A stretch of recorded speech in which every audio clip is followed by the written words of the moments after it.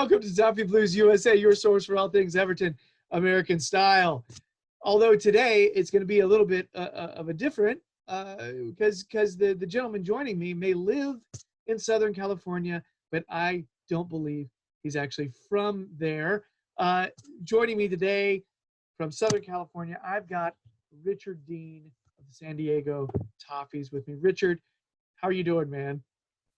I'm great, Gerry, thanks. So where are you? I am in Winston-Salem, North Carolina. North Carolina. So what time is it there with you? It is 8 p.m. Okay, so you're Eastern time, yeah, great. Okay. Yeah. What city are you in? I'm in Oceanside. Oceanside. Yeah, which is the very tip of San Diego. It's right at the very tip. It's the last. It's Camp Pendleton. It runs into Camp Pendleton, and then you get through to Orange County, which is San Clemente. So it's the very northern tip of. It's called Northern County actually. So it's the very tip of the periphery of San Diego. Nice, very nice. Yeah, my buddy lived there for many years because he was in the Navy, and so he was in San Diego for a long time. Right. So how did you end up there? I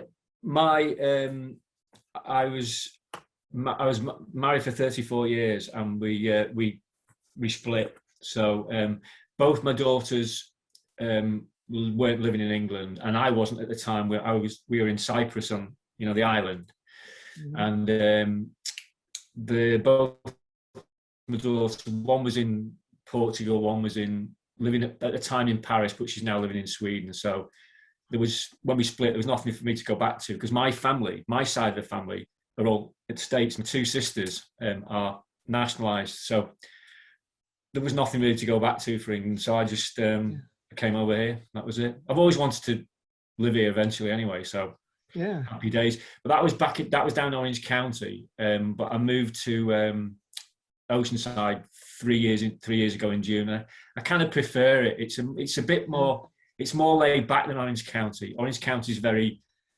I would think. Get up and go. And I'm not saying that San Diego is not busy or whatever, but because we get all the crowds from.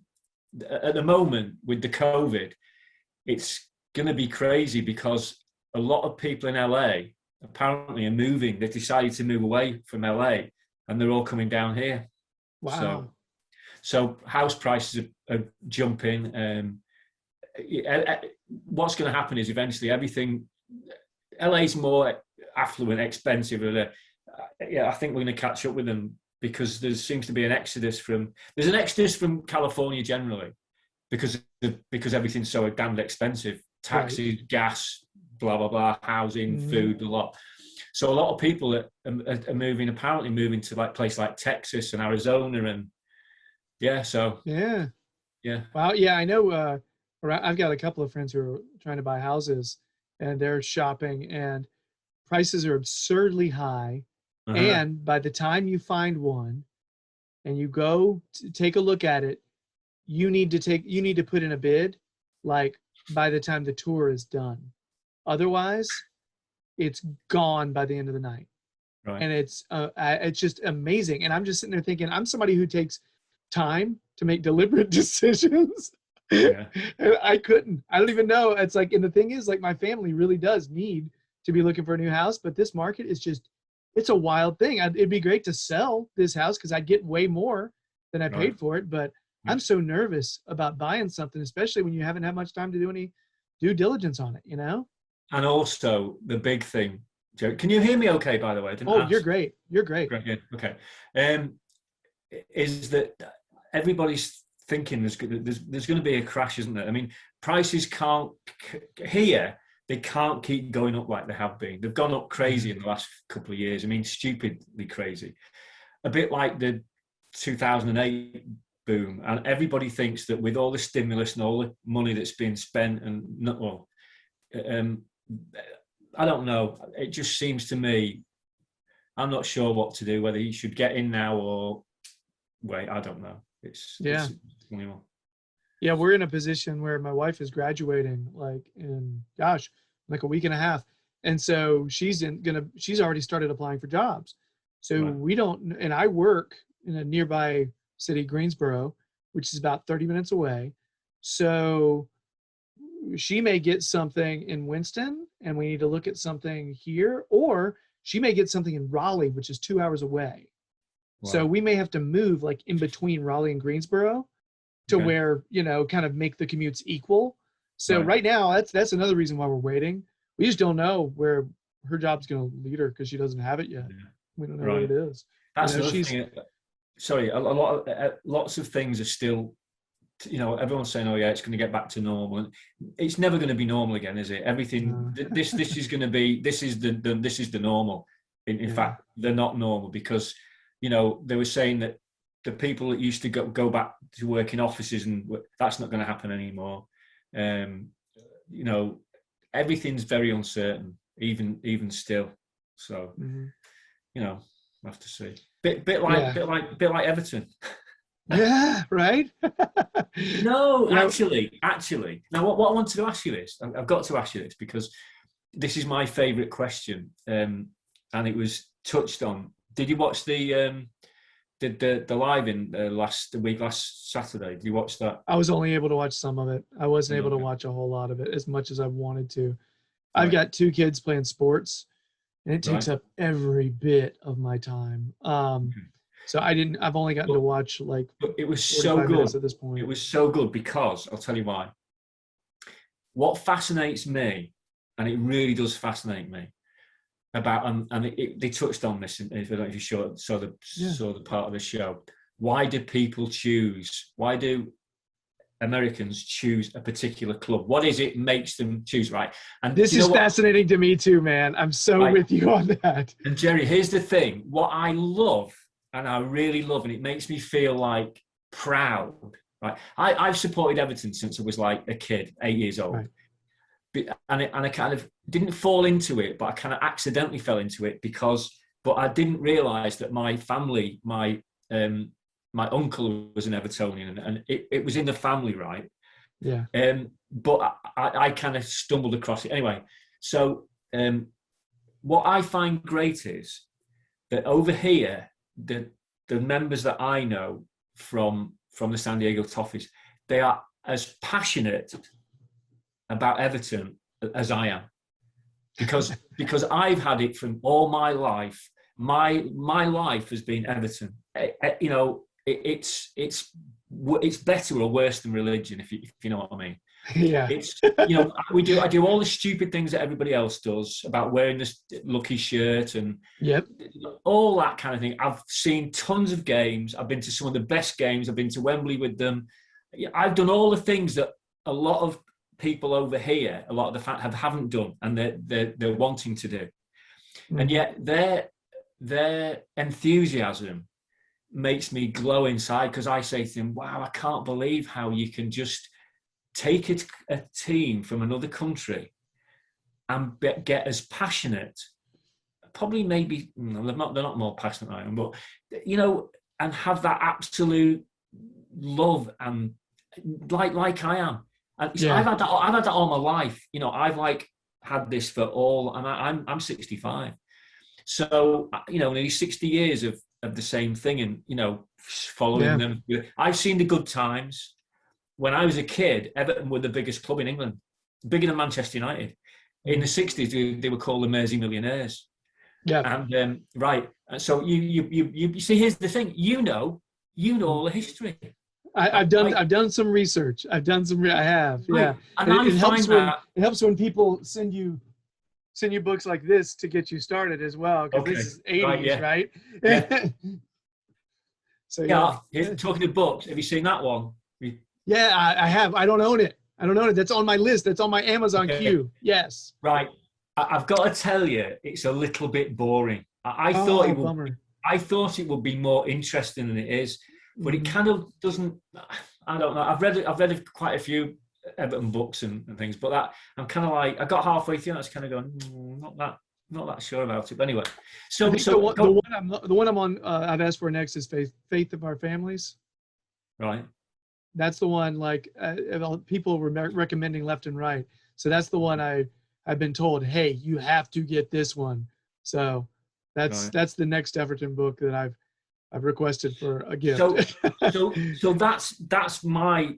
I mean, I'm like so pleased to meet these people and watch games with them and talk for Everton with them. And like I say, what fascinates me, what makes me feel like I say, this warm glow is that the enthusiasm. Like I say, I've had it all my life, and yet these people have just come. And I always say to them, "What made you choose Everton?" Yeah. And it's nearly always the same answer. It's either to do with Tim Howard and the American connection because of the players we've had, right? Which is obvious.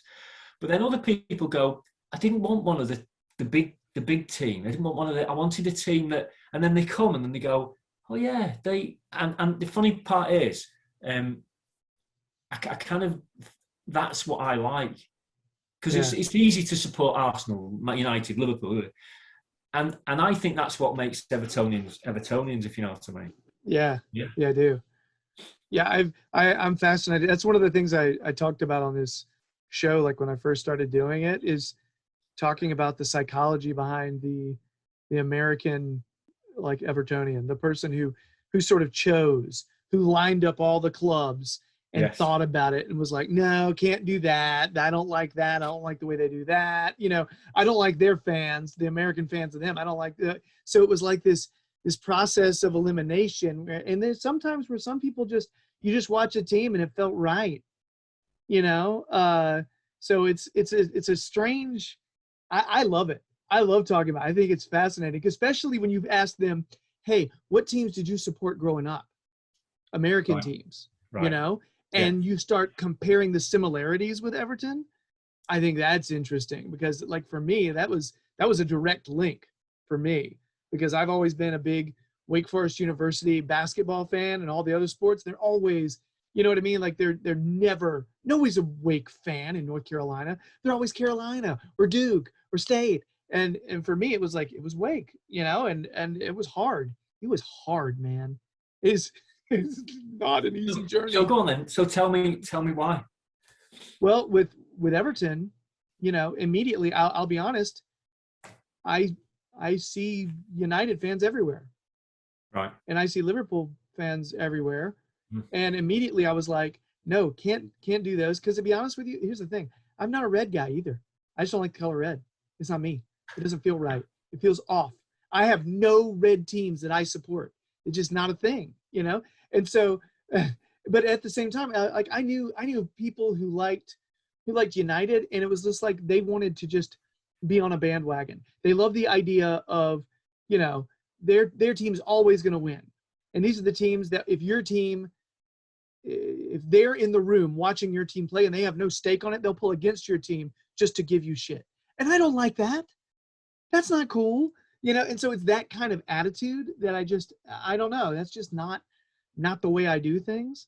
So yeah, but I kind of, I don't know. I guess I refuse to say it was an underdog thing, because I considered Everton to be better than an underdog. Does that make sense? Like, oh God, yeah. And so that's what bugs me, because typically it's like a team that I see as not an underdog that should be more, that maybe it has giant, history. Gerry. Everyone says that term, sleeping giant, and it's true. I mean, I've seen them win 1, 2, 3. I've seen them win 3 championships, right? And you think, oh my God, not the Premier League. We've never won the Premier League, but I've seen them win. Right. They're similar, right? Yeah. I've been to cup finals. I've seen them win. Unfortunately, 2. Sorry, yeah, I've seen them win 2, 84 and 95. I've seen them lose 2, and that was horrible, especially the 86 against Liverpool. But I've seen the best, and this, everyone that was there on the night will tell you, what is your favourite moment, Everton moment? What was the best match? And you probably know it already. I was going to ask if it was the Bayern Munich one. Bayern Munich. I swear. Everybody that night, the stadium, right? literally was bouncing. You could feel the concrete under you. It was like, and when we scored the third goal, right, the real clincher, it was standing then. It wasn't seated. It was I was in the Gladys Street and it was standing. And I swear I saw a guy's heels in front of my face.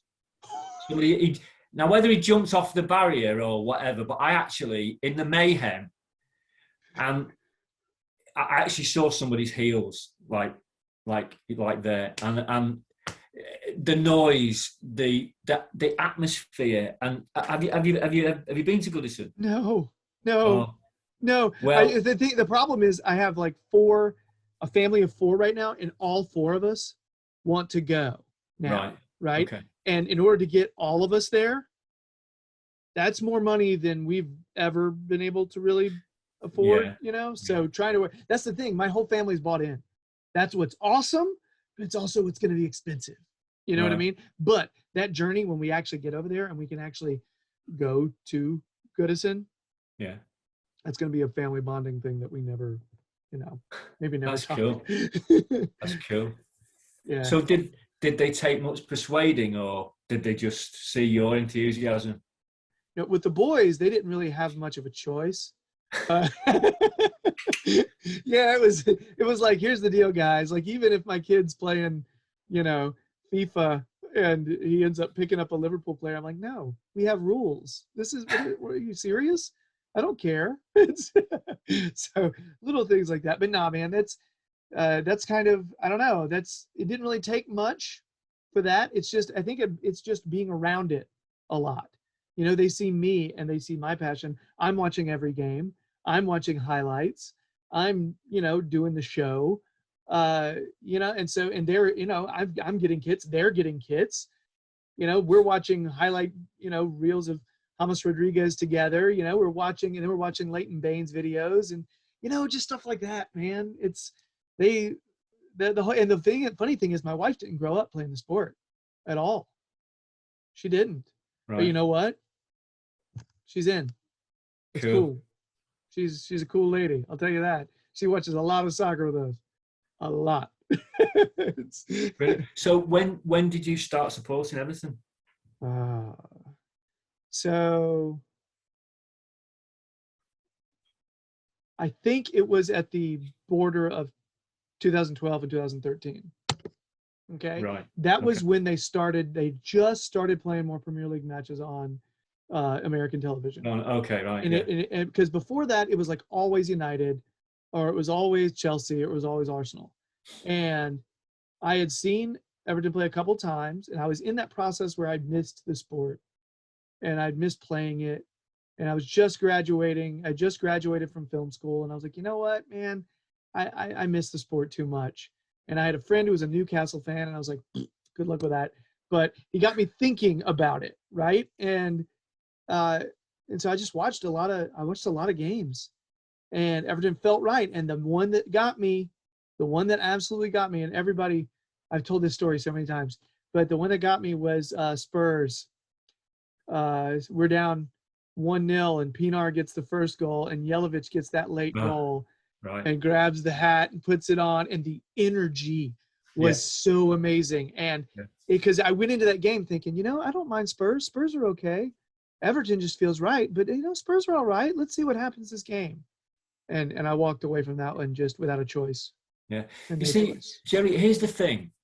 I think that every soccer fan thinks the same as we do. They think that you're chosen by your club, that you are, but I'm not. I don't know. Are they as passionate? All I know is that going back when I was a kid in the 60s, I couldn't believe how passionate the grown-up guys were.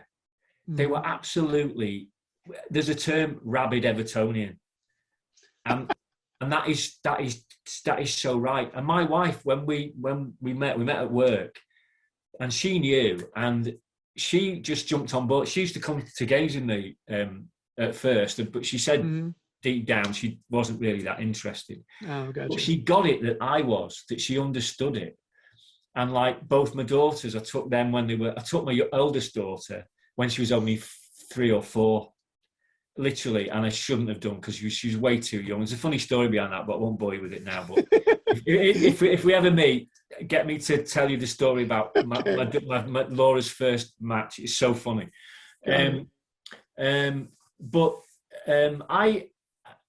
don't know.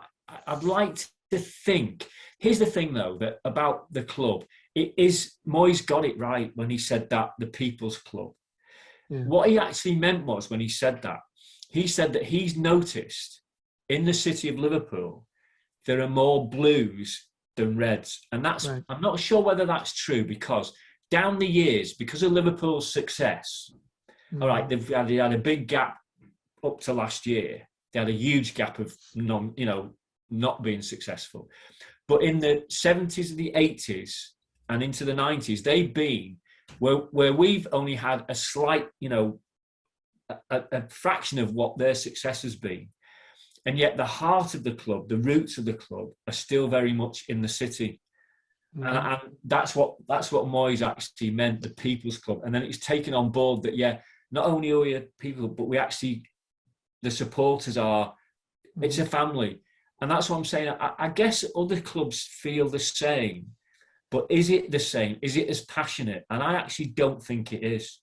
There's Liverpool supporters particularly, I don't know what you think, but there's a lot of it's easy to support success, isn't it?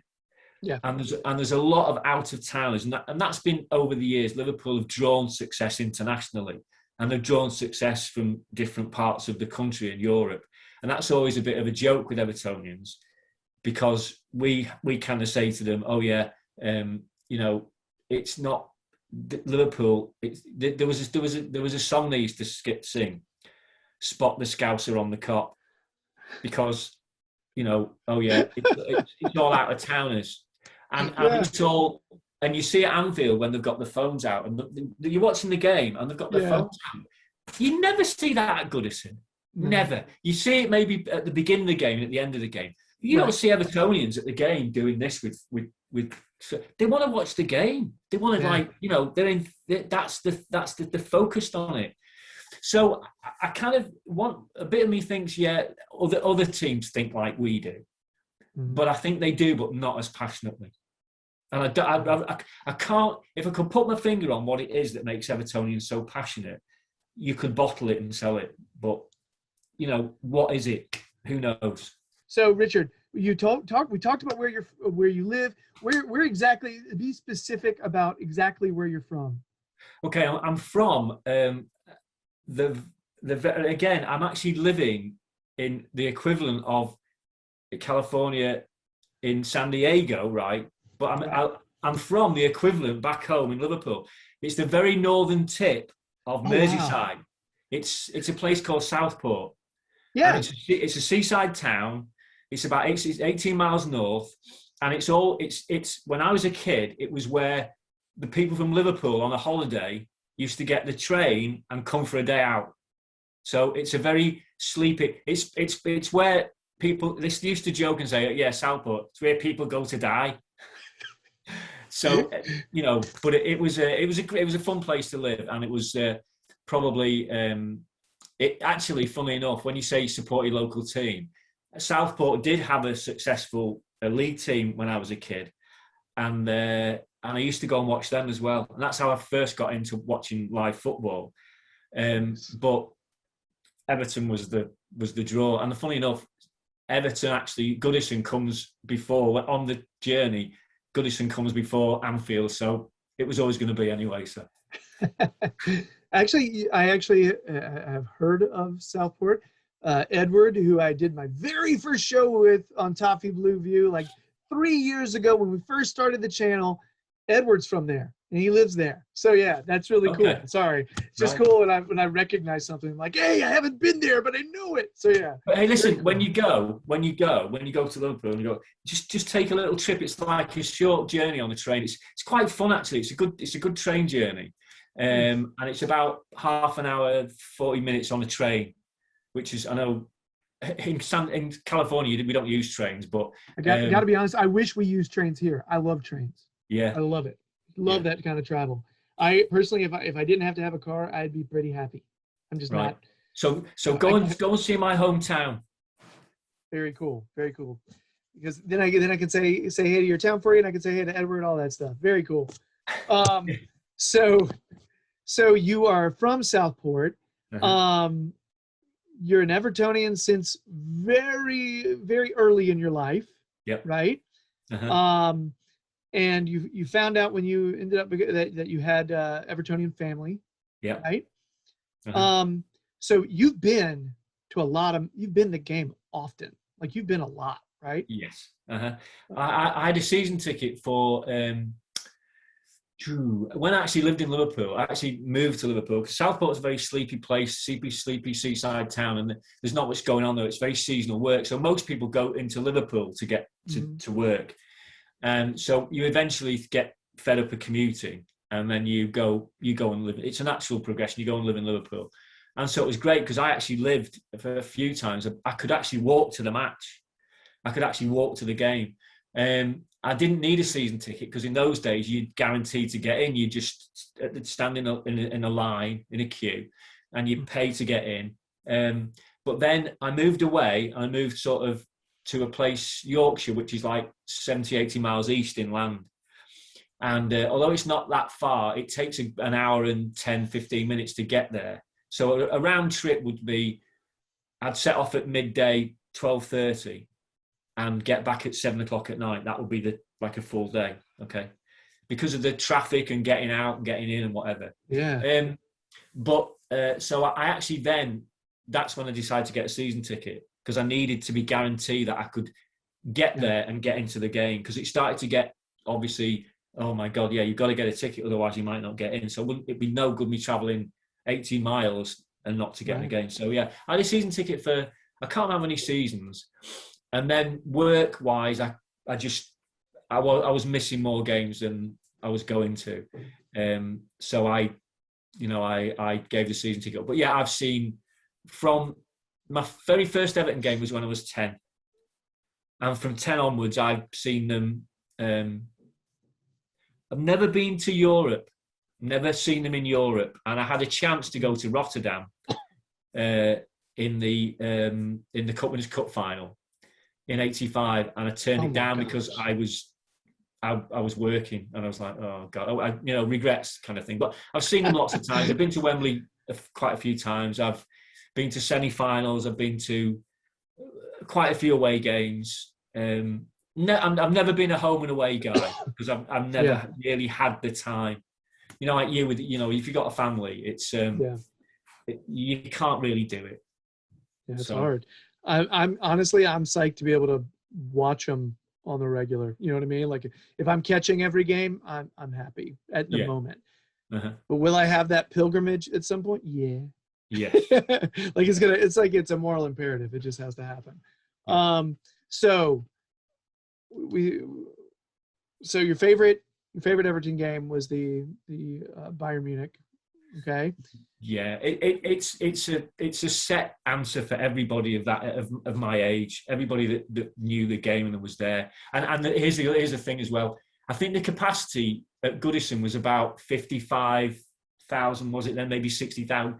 There were way more people in that ground that night. I swear, because you used to see them. What we in England you call it bunking in, and they used to go under the turnstiles and over, and they'd be in and just run in, and. Very dangerous when you think what happened later on at Heysel and Bradford and Hillsborough particularly, I've been hairy moments in standing up at semi-final at Ellen Road against West Ham. It was it was amazing that night. There weren't accidents. Bolton away a semi-final, League Cup semi-final in 77, very similar again. There were so many people in that space that shouldn't have been in there, but that was what Bayern Munich was like that night. And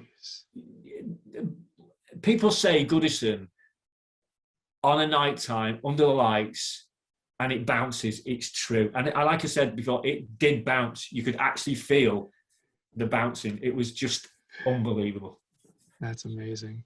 So what would you say? So if that's your Everton match, your favorite Everton match you've watched? What's your favorite Everton goal? Well, pretty easy.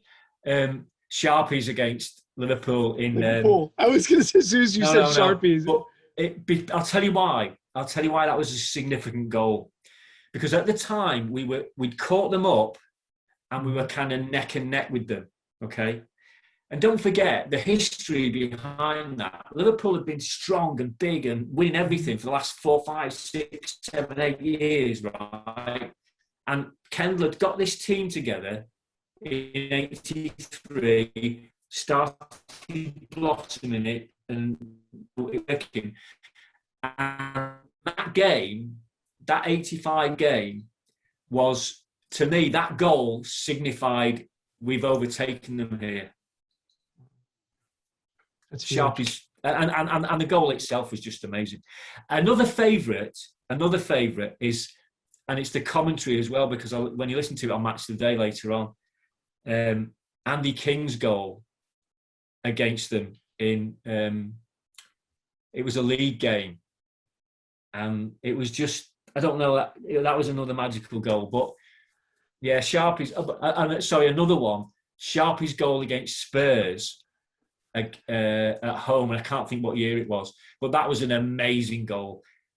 Probably just as good as the one at Anfield, but it was just, that Anfield goal was significant in so many ways. It was such a well taken goal, and that was, to me, when the tide turned, that you could actually say, yeah, we've got them.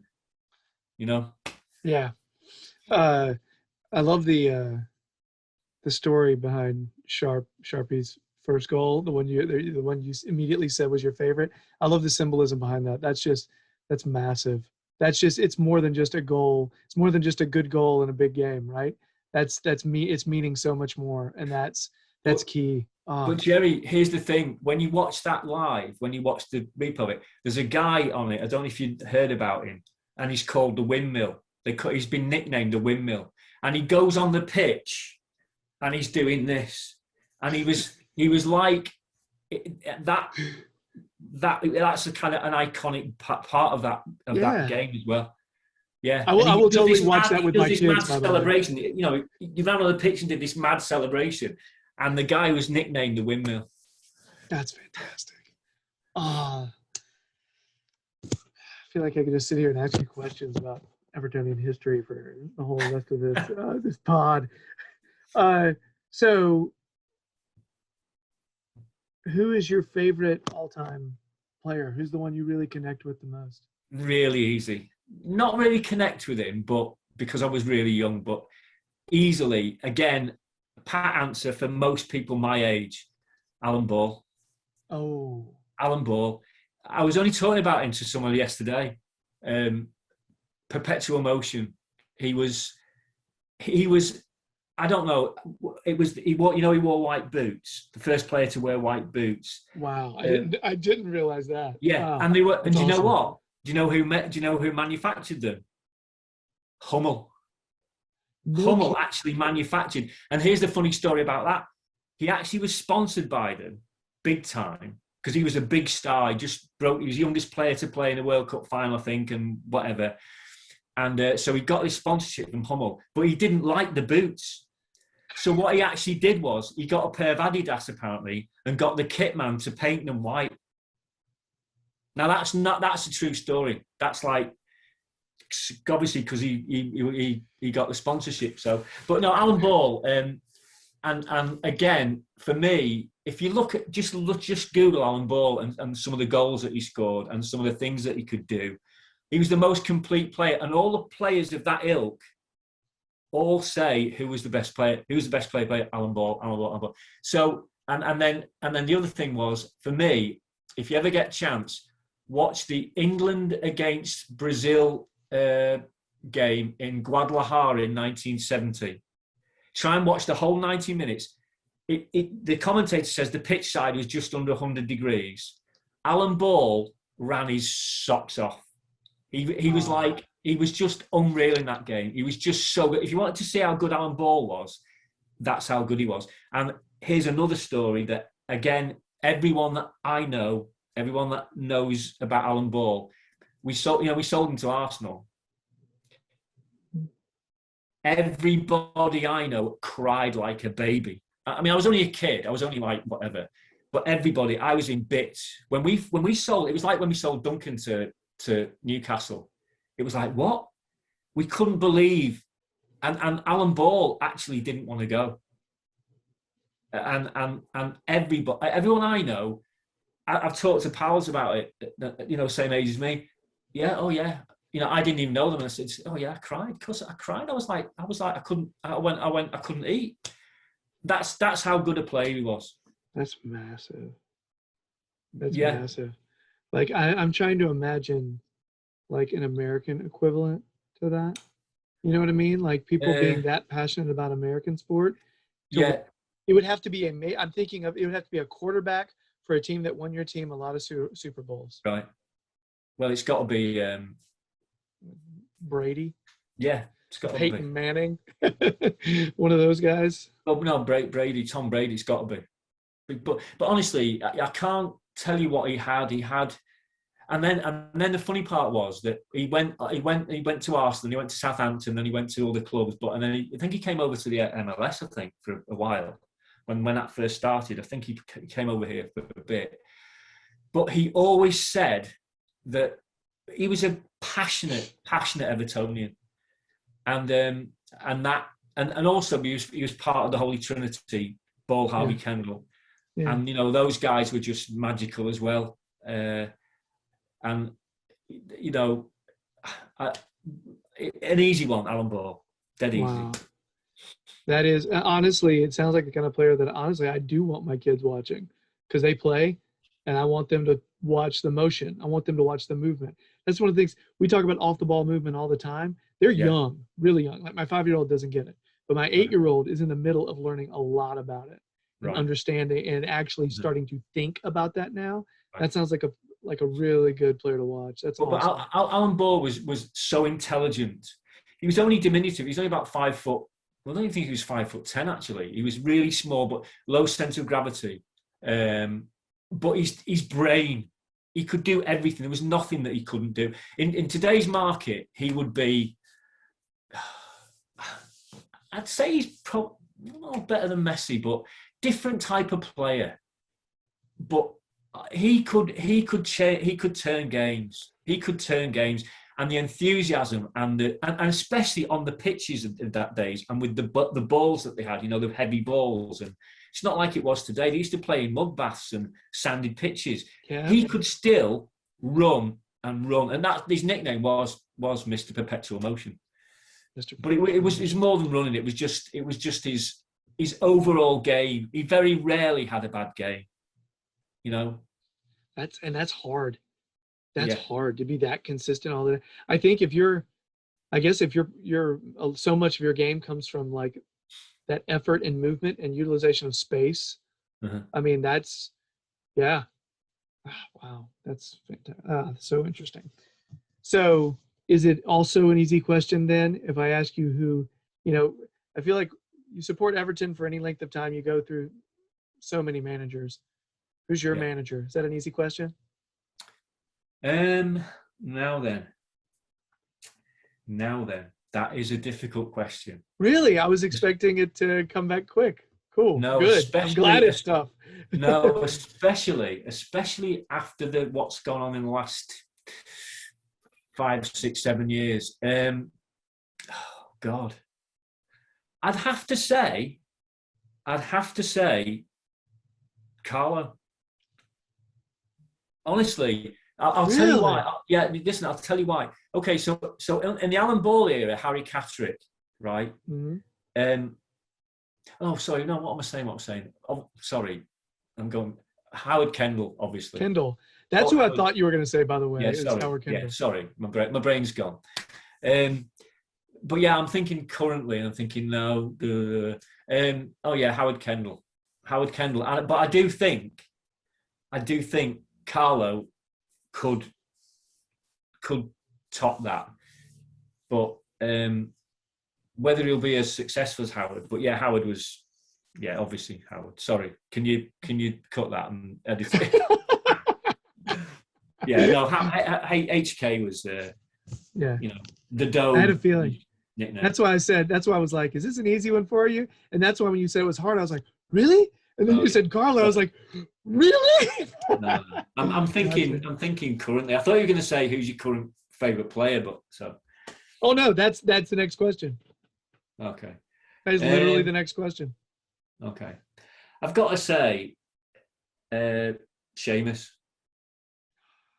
Seamus, because he is an Evertonian. He gets it. He knows what it is.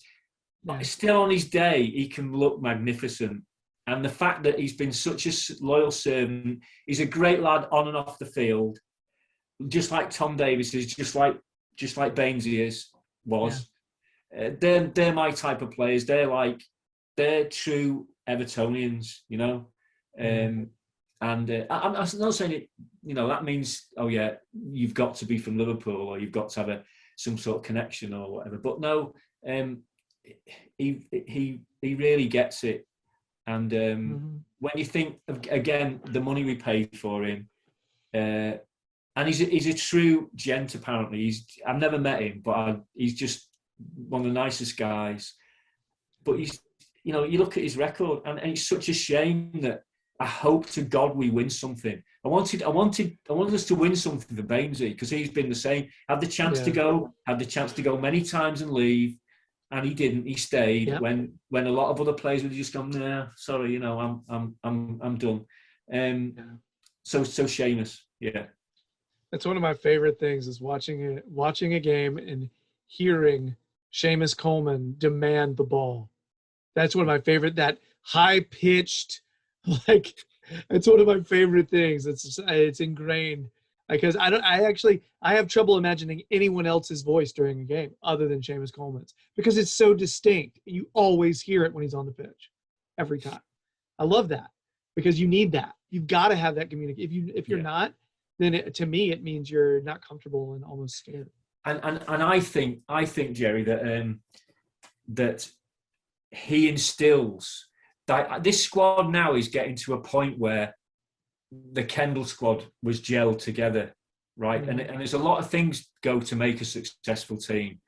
And one of them is that magic ingredient that you kind of think, what is it? And it's it's the togetherness. It's the we're doing this, we're in it, that. And I suppose most teams want to have that and they think they've got it. But Kendall's team got it in the mid-'80s. And I think Carlo's generating that, helped along by Big Dunk. But also by in the background, Leighton's Baines is there. You've got, and obviously Seamus, club captain, and Tom Davies. You've got players that get it, Mm-hmm.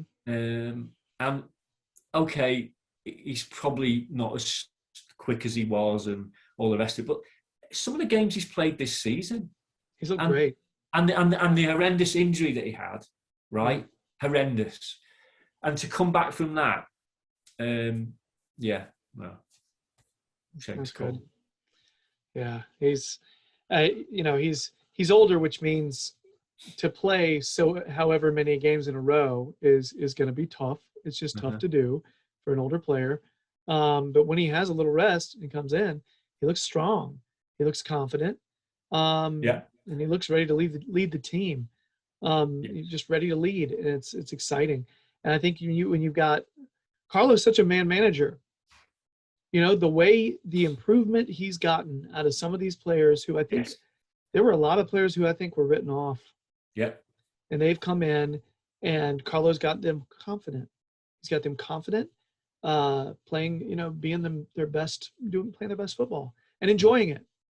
And that's a big thing when you mix that confidence with like-minded purpose and bringing in the new people you're bringing in are certain types of characters who get it and want to be there. And they're not thinking, oh, this is a stepping stone. They're thinking this is the stone. Yes. That right there. I mean, you put all that together, it's hard to beat that, man. And you've got people instilling the culture and the history, man. I mean, it's good. It's good vibes. It's a positive energy. It really is. Like I said, man, gosh, I feel like I'm getting all these Everton-based questions that keep popping in my head. I want to maximize my opportunity talking to you. But at the same time, it's like we have to get to the two games we need to discuss at some point. Really, really quick, just because I'm curious. Do you support any American sports teams? You know what? I kind of don't really. I don't like baseball and I don't like Right. American football. I don't. I've just tried to watch them, Mhm. and compared to soccer, just way too slow, too many stoppages. So no. What I would say was, if I did do, my family over here support the Angels. Hey. Okay, so I'm kind of a little bit. But the bad news is they play in red, so that's a non-starter for me. So so it probably will be the Dodgers, but they're blue. But actually now I'm living down here. If someone said to me, "Do you want to go to a game in San Diego?" Mhm. I probably might do. So, Yeah. but So say not so really. no American football, no basketball, no baseball, No, and no American like soccer teams. None of those. not really. No. I followed. I didn't even follow when Rooney was playing for them. When Tim Howard retired, I kind of looked out for his results, Yeah. obviously. But no, I don't know. I was curious because I was curious as to what you would say to see if there was any trends. You know what I mean? So it is interesting though. It's almost like you're like, yeah, you know what? My connection to Everton is too strong. It's ruined all others. It's No, too you know what, strong. Gerry? No, I wouldn't. I wouldn't say that. It's just the actual games themselves. Uh, I find baseball quite boring. I I grew up playing it, and I don't Yeah. watch it. Right. Okay. If that And makes any sense, okay. you Now, know? an American football, there's way too many stoppages. I can't be doing with all the stoppages. I mean, VAR is getting a little bit beyond belief now, and that's why they were so long bringing it in, because they Yeah. realised that if it was taken to the nth degree, that's what would eventually happen. I get why there's so many stoppages in American football because of the advertising, and I Mhm. don't like that. So, Yeah. and also I understand the game a bit better now, and when I watch it, I know what's going on, but I didn't at first because it's really too complicated. But no, I wouldn't say I've got any affiliation at all. Yeah. Or any, Yeah. I would say like I grew up watching all the sports just because that's where my family was. You yeah, know, we watched everything. I would say now, my wife and I we watch basketball sometimes. There's a lot of stoppages and there's a lot of advertising, but for some reason basketball it's still less of a time commitment than an American football game. American football game is like a 3 hour, 4 hour exactly, haul. It is. exactly. There's just not enough time in life. You know what I mean? There's just not enough time. And so that's the thing. Like I'm a Carolina Panthers fan, but I don't watch. I mean, because for me, if I'm spending time watching sports right now, I'm watching Everton or I'm watching another soccer game because that's Yeah, what my family's into more right now. yeah, You know, yeah, like yeah. basketball, I'd say that's probably the second favorite for our family because me and my wife both grew up playing a lot of that, and I played in high Okay. school and all that Yeah, stuff. yeah, But yeah.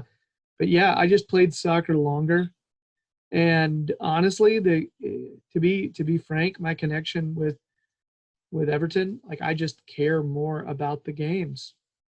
I just care more, Right. you know. Yeah. So anyway, I'm with you. I get it. I understand. I was just So curious because I was like, if you had locked okay. in with anyone. No, no. So if I was if you put a gun to my head and said, right, choose a team from the States, I'd probably have to say the Padres because they're my local team. Yeah, they're your local. I've never seen him. I've never been to see him. I will go one day. I will go one Uh, day, but because it's the spectacle and all the rest of it. But yeah. no, not really. Gotcha. Uh, all right. So, yeah, last question before we move on. I ask this of most new guests, most of the new folks that come on. Uh, okay, besides Everton, because I feel like you're pretty strong on Everton. Yeah. What are you an expert of? And can you give me some advice? What am I an expert of? Um, what generally Honestly, or because for me, like, I went to film school and I'm a filmmaker. So if I was gonna talk to somebody, it would probably be about movies or TV. You know what I mean? okay, I'd feel pretty confident discussing that kind of stuff. So do you have right. anything besides Everton? Because I feel like Everton is a valid answer for you. I was just curious about, Yeah. rest of your personality, just because Okay, right. Well, like an interesting I guy. love music. I love music. I know I'm quite knowledgeable on general music, my era, whatever. Hmm. But one thing I've picked up while I've been over here is, have you heard of pickleball? Yes, I have heard of pickleball. Okay, right. Well, I got into that about 4 years ago, kind of by accident. I fell into it, and I eventually went on to coach beginners at pickleball, and the game's changed. Like soccer, the game's changed unbelievably in 4 years because it's gotten so popular. When I first started playing, someone used to say, "Oh, you mean old man's tennis?" Right? But now, not the case. There are kids playing it. There are teenagers playing it. There are 20-year-olds, 30-year-olds, proper, real good athletes, tennis Yeah. players. So the standard has gone like through the roof, Hmm. seriously. Um, but I got a bit of a thing. I found I could play it fairly well because I was quite good at badminton back in England, and I played Oh, tennis a little bit. So pickleball, yeah, I'm quite knowledgeable. I know virtually everything about pickleball. that is not what I expected to hear. That's awesome. Mm. Sorry, Okay. that's very cool. Yeah, because I mean, I go to the local YMCA. There's almost always one of the courts occupied by that. My kid has Right. indoor practice during the winter. Almost always one of the courts is occupied by pickleball. Okay. I go by a tennis court, and I genuinely Well, I see some yeah. older folks, and I see younger folks, Brilliant. and I see all ages. It is Right. a popular thing. It really is. It's it's the most popular sport in North America, growing sport, probably, possibly the world. It's just snowballing out of control, not out of Wow. control. And the other thing is, currently, I am setting up a company. Me and my partner, we've invented something to do with pickleball that we're going to hit the market with in the not too distant future. So watch this That's space. awesome. That's very cool. See, this is why I asked the question, Richie. This is why that is fascinating. That is awesome. Ah, okay. All right. So we're gonna need to move on to Everton topics right now. You ready for that? You ready to Sure, I yeah. just don't I just didn't want to stop the introduction. I just want to talk to Richie just about his life.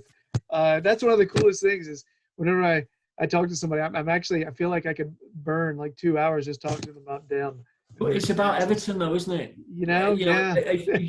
I'm like that with that. You get me with another Evertonian, I spend all night, with the stories, swapping different what you've done and the games you've been to and players and history and Hmm. I don't know. Like I say, Yeah. maybe all other clubs are like that, but I don't think they're as passionate as we are. Oh, geez. Okay. So now that I'm coming down, I'm getting trying to wipe the stars from my eyes. I get all excited hearing somebody talk about growing up with Everton. That's just a cool experience that I didn't get. It's always cool to hear about it. So really quick, in current Everton news right now, we need to mention the at Everton, along with I think there are other Premier League clubs doing the same. Social media boycott this weekend. Just want to mention that to everybody and let everybody know that Toffee Blues will be participating in that social media boycott, and I think a lot of other people are too this weekend. And it's to tackle like online abuse and discrimination. Okay, Okay, so right. it's just one of those things. I think it seems let's bring some attention to it. So social media boycott, and I think what Toffee Blues are doing is they're going to approach it the same way Everton are, which is I think they still might be posting things on YouTube, but not touching Twitter, Facebook, or any of that stuff. But if Everton, Toffee Blues has said what they're going to do is obey the same rules as Everton. So that's the plan. So just want to throw that out there for everybody watching and listening. That is, that's a thing. And so if you feel like you're missing content over the weekend, that's why. Okay. It's because there's a boycott on social media for I would say the right reasons, very valid, very important reasons. So just make sure we're all paying attention. There we go. Right. So Richie, on to the review of the Arsenal match, and I got to be honest, I'm not gonna. If you haven't kept up with the match yet, you should have watched it by now. So we got 3 points. What a weird 3 points that was. Yeah, got the win. So Richie, I don't want to completely dig too deep into the weeds on this because the match is sort of an old match now, but I at least want to give it some attention. What were your thoughts on that performance? It was dire. It was really bad. Okay, it's really weird. But here's the deal that and this is how you'll think I'm really crazy. If a game gets to, like for example, we were 1-0 ahead. There were 5 minutes to go. I sometimes can't watch it. I have to go out of the room, or I'll tell you the funny story.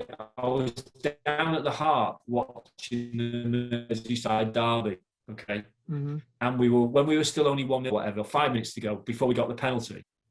I said to the guys, sorry, I can't. I've got to go. I walked through the bar and out into the street, and I was waiting for the countdown because I couldn't stand it. I couldn't stand it. I'm not alone because I know. Do you ever watch Toffee TV back in England? I have, yeah. Right. Well, Baz does exactly the same thing. He did it for the Arsenal game. He did it for the Arsenal game. And I thought, oh my God, that's me. We do exactly the same thing. That's hilarious. Yeah. And I know it sounds crazy, and you think, what's the logic to doing it? But it's so too much because I'm thinking, if I go out, we'll keep the lead. I do really stupid things about like superstition wise, but I get it. Yeah, like the lucky shirt. I've had about 7. I've had 7 lucky shirts this year, about approximately. I'm about 8. You do the same thing I do with the lucky shirt, man. I do the exact same thing. What I do is I only have 3 Everton shirts, but I rotate. All right, the one I've on right now is this one right here. All right. Yeah. I love wearing this one during games. If we lose, whatever, like I can't wash it when we win. I can't wash it if we draw. I only wash it if we lose, and then I rotate and go to the next one. Right. And then the lucky shirt rotates every single time. And if we're on a hot streak, it's disgusting, Richie. It's disgusting, and I will deal with it. Oh, okay. Yeah. Oh, no, I always wash them, but I always remember. It might not be an Everton shirt. It might be a different. It might be a top.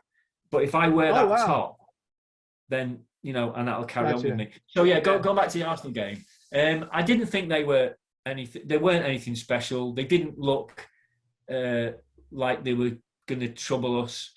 I couldn't understand why we didn't go for the jugular, but then I get what Carlo's doing. Yeah. And then the goal, wow, you think that would have normally.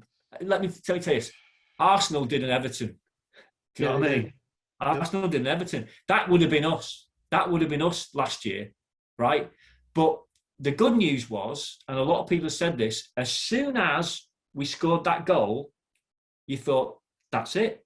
Yep. That's it, because we now know how to keep the ball, how to play the precious game, and just and Arsenal were not a great threat at all anyway. And it was like I couldn't believe it. It was a miracle. I actually prayed for that. I actually prayed before the game, right? And I said, "Oh, sorry, God, I forgot today when I was saying my prayers. I forgot about our game. Can you?" And I swear, that is a bloody miracle. That game was a miracle. Yeah. So that's all I can say about it. Yeah, it was such a weird experience. Like I was just I was actually watching it in prep for this again, and my wife had walked in the room when we scored. She goes, "Are you kidding? That was the goal?" I was like, "Yeah, yeah." she was just That's like, okay. that is awful. And I was like, I know, and I don't really I don't really care. I don't want the 3 No, points. no. Like, it's a weird it's a strange thing. Like, certain wins are satisfying in different ways. And the Yes. idea of actually having some good fortune go our way and us Yes. holding on to a lead and Yeah. closing out at a Yeah. place we don't get a lot of wins, Yeah. fine with me. I'm satisfied. You Yeah. know, that's not What- bad. Gerry, what was good about it as well, though, I spotted that penalty, Richarlison. I knew in real time that wasn't a penalty. I could tell in real time. I shouted, went, no, no, no, no, no. And then again, last year, that would have just stood. They wouldn't have gone back to see, offside, or they'd gone back to see, go, no, he was onside, penalty, score. Yep.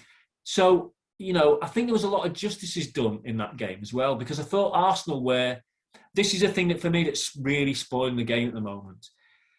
Players have always done this, but now it's enhanced. They will go down and feign an injury because it's so quick. They know the referee can't see whether they're faking it or not.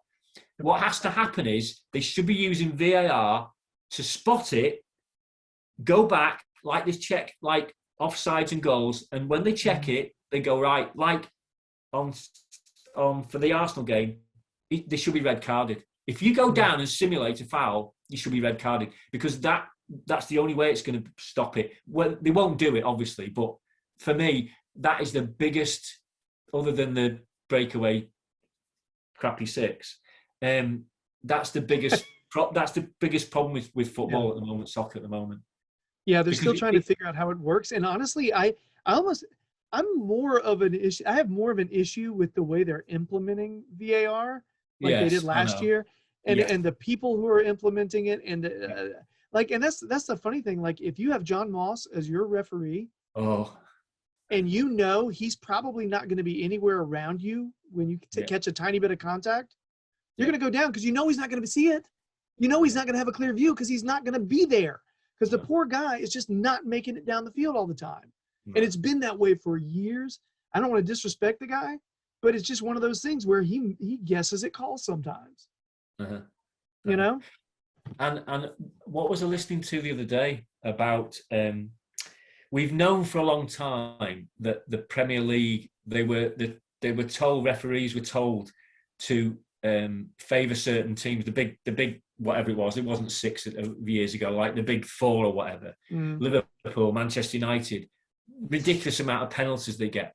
And it's true. One of the referees, I can't remember which one referee, has come out and said, I was actually told to do that. It was a directive from the Premier League because they didn't want to lose them. They didn't want them to get relegated. So, check it out. It's on. I can't even think who it was that said it. It was a big referee that said, I was directed to, if there was a chance of a penalty for Manchester United, Liverpool, at whatever, go for it. But you know what? A lot of people have known that for a while. It's been so obvious. I didn't know. Well, yes, that's the thing. It's depressing, but at the same time, I feel like it's validating some of the feelings that I've had in the past. So, you know what I mean? I don't know. I'm still annoyed at that play when Martial, when we played United and Martial, I think it was at Old Trafford, and he simulated, and this is before VAR though. You know what I mean? Right. And they didn't retroactively give him a ban the way they gave Nias a ban. Yes, I know. You see, that one is just nowhere close to being objective, the way they dealt with that. And it's easy to say that, they don't like us. Like Millwall fans say, they don't like us, we don't care. But I really believe a lot of Evertonians feel this, that we don't get. You see, here's the thing: there's a big Liverpool bias in the media, Liverpool FC, in the media, and apparently a lot of not a lot. There's a big percentage of referees that actually, if they said cards on the table, who's your team, they'd say Liverpool. Yep. And I'm sorry, but can you be impartial? Could I be? If I was a referee and I was refereeing Everton, could I be impartial? Of course I couldn't. So, it's human nature, isn't it? Yeah, I will say though, this season I have felt a lot less of that. Do you know why, Gerry? Do you know why? Because we are now doing what other teams did to us. We go in the referee's face, questioning. Hey, like Mason Holgate, doesn't take any prisoners. Like, hey, and Seamus is the same. Seamus will go to the referee. We haven't done it for years, and that's been a big problem for us. Yeah. This year, we are starting to say, hey, whoa. So yeah, I agree. Yeah, it's been nauseating in the past when you felt like we haven't stood up for ourselves. Yeah. Like even after the fact, no one stood up for ourselves, and that always pissed me off. Always. Yeah. So, yeah. Anyway, good, solid performances. I feel like immediately I jumped to Pickford because I feel like Pickford played well. Yes. He did. Who were your main standouts in that one? Me personally, I thought Mason Holgate was outstanding. I've always been a big fan of Mason Holgate, big fan. Mm-hmm. But of late, over the last couple of months, I've been kind of looking at him thinking, misplaced passes, and yet on against Arsenal, I thought he was outstanding. I have a bit of a thing at the moment, and I've been talking to the guys on Toffee TV about it. Alan, everybody says Alan's like out of this world. I honestly believe since his injury, I don't think he's 100% fit. And I think that unlike the old days when Peter Reid in that 80s team, Peter Reid had runners around him. He had Paul Bracewell and Sheedy and people that did the running. And he was just the orchestrator. That was in the 80s. This is the modern game. And I think Alan, with his age, and I think his legs, I don't say his legs have gone, but I don't think he gets around the pitch as much as he needs to do in the modern game. Not like Decore, who's young enough. But fair play to Alan. I don't think he's 100% fit. So let's see him in a couple of games' time. Yeah. But yeah, I was told that he made the most tackles and whatever. I still think to me, the last couple of games, he's looked slow on the ball. He's been caught in possession. And his passing's not as crisp as it usually is. And whether he's still making the tackles or not, I'm not sure. Like I say, Pickford, Mason Holgate for me stood out. But also, I don't know, I'm a big fan of Tom Davies. Yeah. And, I love Tom Davies. A lot of people are like, not sure he's good enough. You have to watch Tom. If he plays 90 minutes, watch what he does. Watch what he does for the team. So, I'd say particularly those two for me. Yeah. So Godfrey played well as well. Godfrey always plays well, and that's going to be a problem for him because now he's set this bar so high. No, he has. Yeah, unless he has an outstanding game, and I mean, then you're sort of going, oh, he's a bit off today, but that's because he's played consistently. After the first couple of games, he's been like a diamond. I mean, I was going to ask you a question actually. Oh, go ahead. So we just had to vote for our player of the season. We've had to put the vote in for player of the season, supporters club's player of the season. Yeah. And it was a hard one for me because I guess a lot of people, will say, Godfrey, he's been outstanding since he's come here. But for me, go on then. No, I'm asking you the questions. Who's your player of the season? This is so hard because my answer, I don't know if I need to change my answer from what it was. All right. Right. Okay. Because I'd say for long stretches, I would have said Michael Keane for long stretches. Yeah. Yeah. But then he had a down game. Yeah, it's fallen away, hasn't it? And then he got hurt. So it's sort of a weird thing with him now, and that's what I would have said. So I haven't thought about it. Like I gave this answer, the same answer like a few weeks ago, and I felt really confident in it. And I don't feel that confident in that answer now. Wow. And I don't, yeah, and I can't, and I feel like players like Hamas have not been consistent enough because they've been injured too much. Same with Alan. Decore is another one. If he hadn't gotten hurt, I could easily give it to Decore. Yeah. You know what? No, I almost don't care if he's hurt. I'm going to still give it to Decore. I just think he's too much. He's too much of a good player. He is exactly what Everton needed. Exactly. And I don't think gosh, Decore. I just have to. I think I got to do it. I think I got to get even with the injury. I think I'm just going to do it anyway. All right. Okay. Right. Well, I'm going for DCL. I vote for DCL because I think he's had a season, hasn't he? Really, even though he's tailed off towards the end, and he got an injury. I was waiting for him to get an injury. I thought, the way our injuries have gone, we lose a real key player. That key player comes back, and we lose another key player. Right? That's how has that happened all the time? And I was just waiting for DCL. I was waiting for DCL when he was flying. I thought he's going to get injured. I just know it's Everton.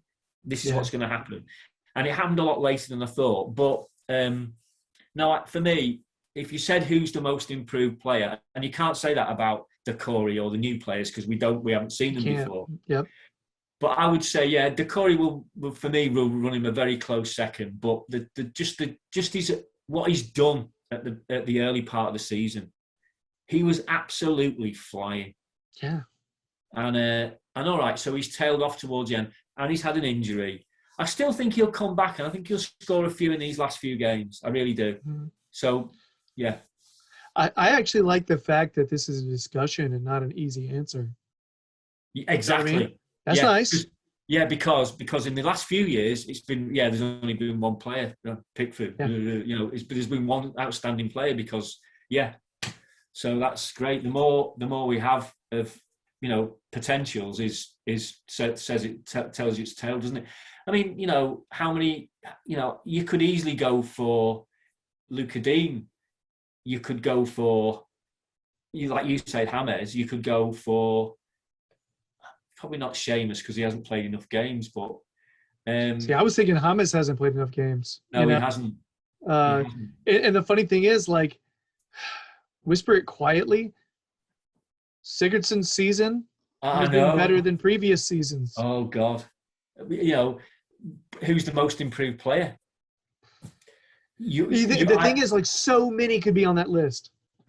Yeah. I'm not sure. I'm not sure Gilfrey would win Player of the Season. I don't think that's probably stretching it a bit. But no, I wouldn't give it to him. But at the same time, I think there are people who could make the argument. That's what I'll say. Yeah. But yeah, man, and there are different areas of the pitch. I love it. I love it, and I think once we bring in more competition for spaces, that's just the idea of having two starters at multiple positions at every position is really the goal, to have at least to have those to be competition, to where we have to say, I don't know who the starters are this week because we have so many damn good players. That'd be great. Yeah. And that's what Carlo will do, and they're going to bring in 3 or 4 players in the summer, and the names that are being bandied about sound, that's exactly what we need. They know, you know what, Gerry, the fans know what we need. Isn't that stupid? We know what we need. So it's not rocket science, is it? And I mean, Brands' job is to get the players in and at the right salary and all the rest of it. That's a difficult one. But he knows who we need. Carlo knows who we need. Yeah, it's weird. I feel like it's always a pat answer and a pat response, kind of to say, I trust those guys. I really do. I do. Not everything is going to be a home run signing. Some signings are going to be a little more impressive than others, but I trust those guys at the very least to be bringing in character. You know what I mean? Character and people who are competing to start. Putting those two things together, that's massive. Yeah. And here's the thing, to be fair to Carlo, and I can't believe people were having a go at him when we had a bit of a losing streak. How long has he been in the job? How much dead wood is still here that needed to be moved on from the Koeman era, from the Steve Walsh era. There was a lot of players still on the books, still being paid wages that should never be ever near the first team, So, I think this summer will be very crucial. But I think that, like I say, I saw this in '83. When I meet you, I'm going to tell you that story about '83 and what happened. And we went to a game, and there was a story behind that, and the way that team built, and you could see it. This is happening again here. It's very, very similar. Okay, it's easy to get excited when somebody like you has something like that. It's very cool.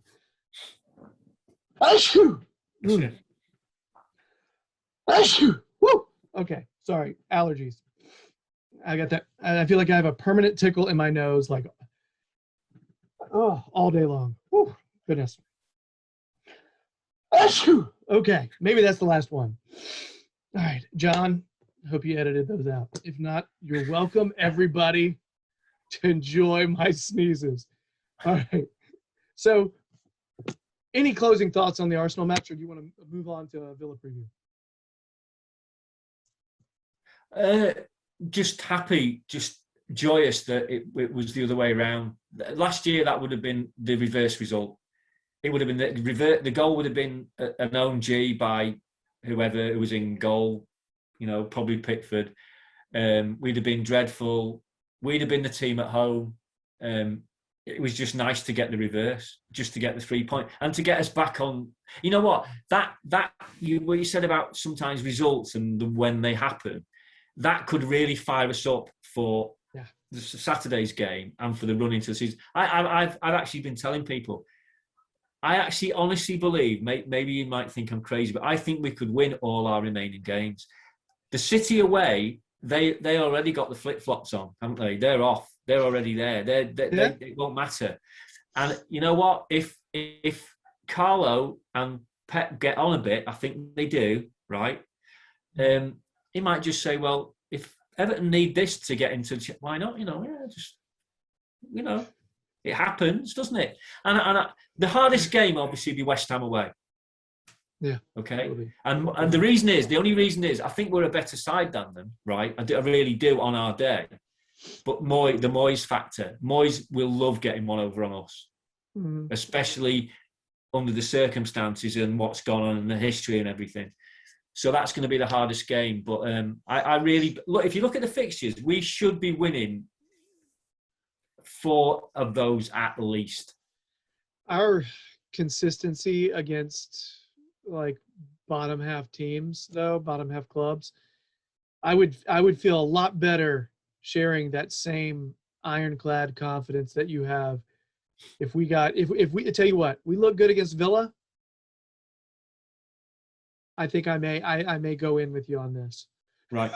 Listen, Gerry, I know exactly what you're saying. This season is ridiculous, isn't it? This season is just a crazy, crazy season for every team. Yeah. No, for every team. Look at every team, right? Yeah. Other than City didn't have a great start.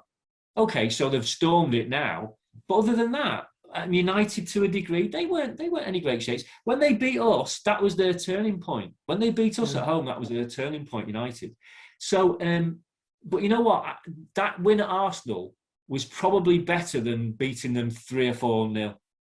The way it happened, the way the game, we played crap. They were crap. It just might, and you could see at the end, everyone was like, yeah.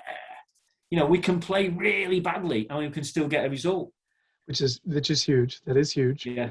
I think it's also, I'm learning more about sports psychology for my kids, actually. Right.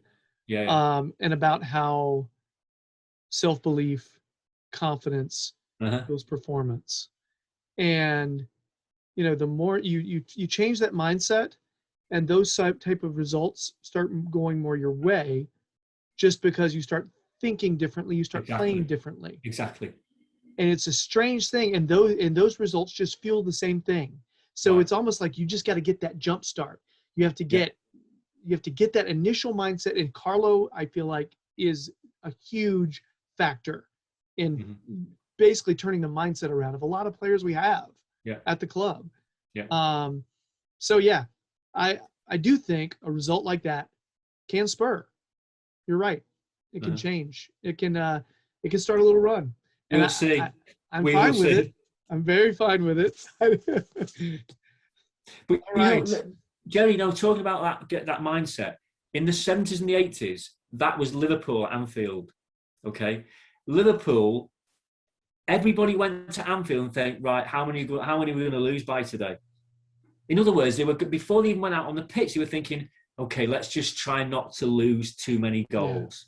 Yeah. And I used to say, the first team don't get me wrong, Liverpool were a good side. They had good managers. They had a system there. They bought well. They sold well. They were a well-organised team. But that factor, you can't beat Liverpool at Anfield. Teams that went and attacked them, we went, oh my God. And I said, that's what teams should do. Teams should go to Anfield, and that's what's happened this year.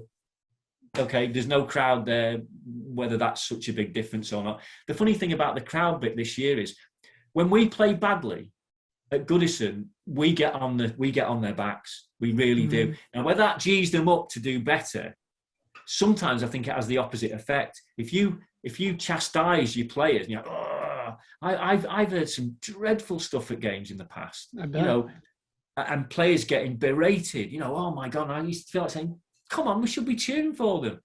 So that's a funny thing that, sometimes our crowd can be the opposite way. It can work the other way. And whether, like I say, it G's them up to say, all right, we've got to pull our socks up. So, this thing about going out with a mindset, going out, and I think you're right about Carlo. Carlo's got it right.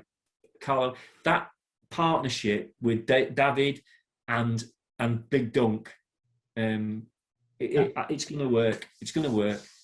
Yeah, I'm with you. Just the idea of going into those sorts of, because there's too much Everton, that mentality.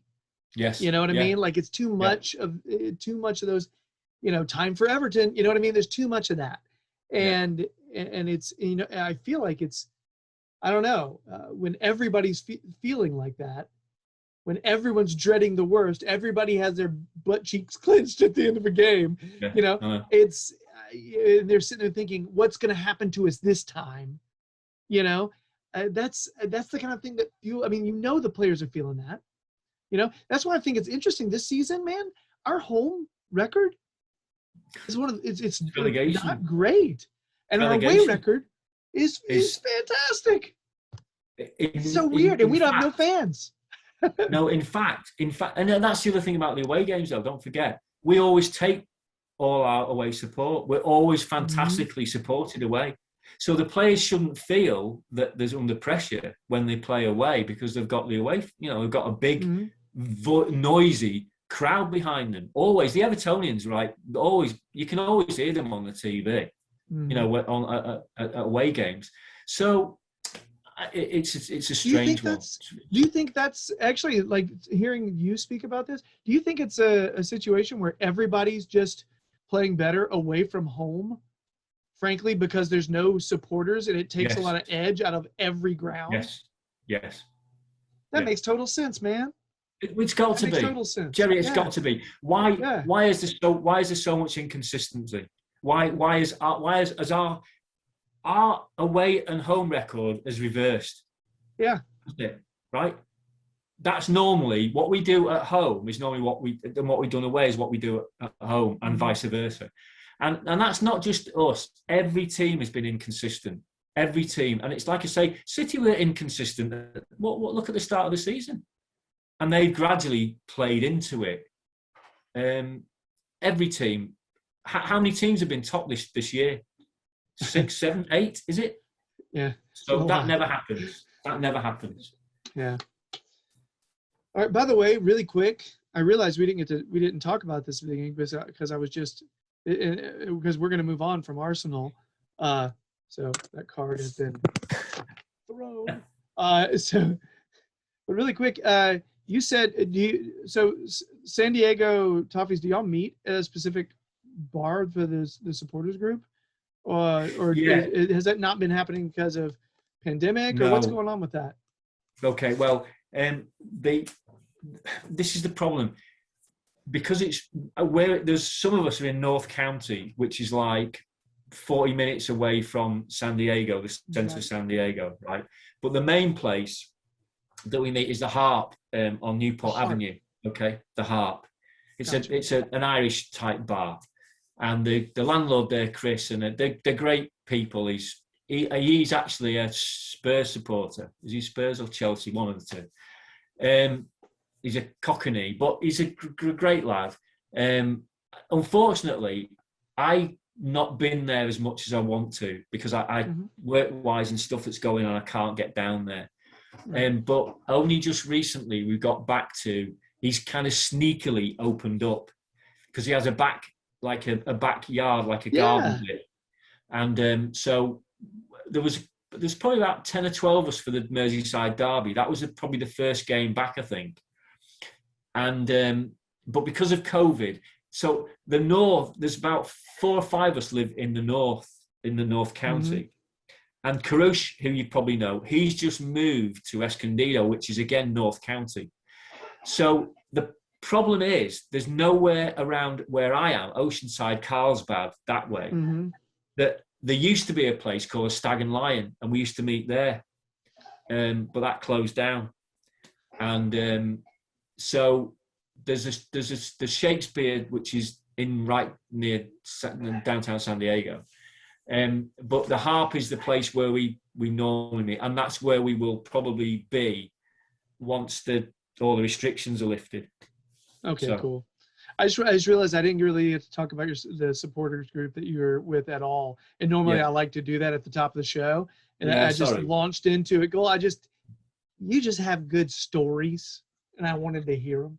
So it's, but yeah, man, that's very cool. So the Harp is the northern location in the Northern County and San Diego area. Well, no, the Northern County is us where we are. And unfortunately, when the Stag closed, there wasn't another venue that we found that would because of cable, you see, with this thing with Peacock, the charges are ridiculous, apparently. So they have to make sure, obviously, that they get, bums on seats, basically, to justify paying that extra. So at the moment, I think Karush is working on trying to find somewhere, because what we need is a midpoint. We need a midway point somewhere. I don't know whether we'll find it or not. I don't know. But at the moment, it's still the Harp.